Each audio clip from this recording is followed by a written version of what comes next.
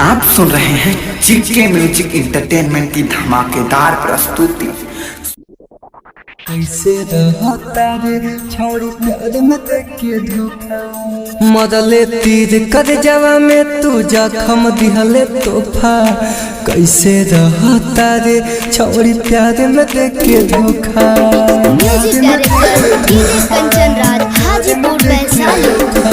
मदले तीर कर जवा में तू जखम दिहले तोहफा।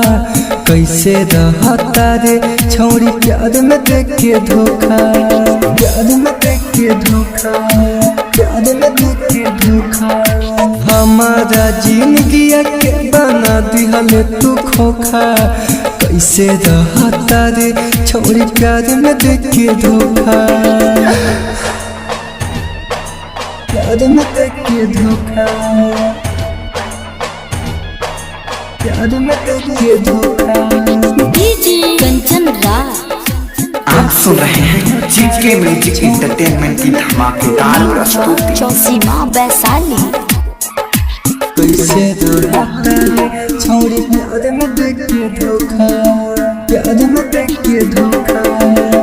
मन में मिलाना के चाहत जगा के, झूठा प्रीतिया के सपना देखा के।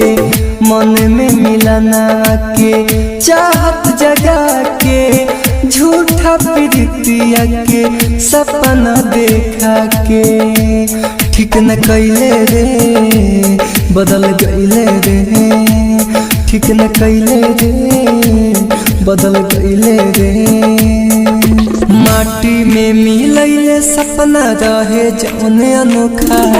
कैसे रहता रे छोड़ी प्यार में के धोखा, मदले तीर कर जवा में तू जखम दिहले तोहफा।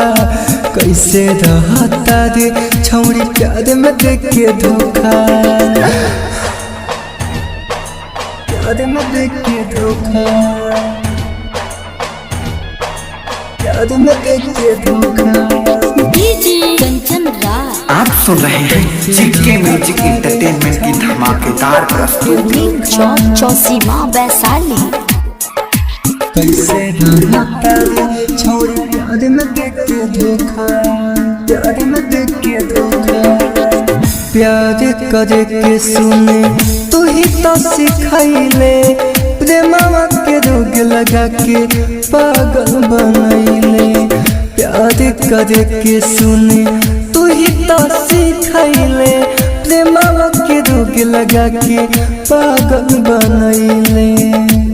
सुना अंजित राज तुझसे कहेला, दर्द दिलवा के कसम सहेला। दिल ना लगाओ राइटर नीतीश पहले रोका। कैसे रहता रे छोड़ी प्यार में के धोखा, मरले तीर कर जवा में तू जखम दिहले तोहफा। कैसे रहता रे छोड़ी प्यार में के धोखा।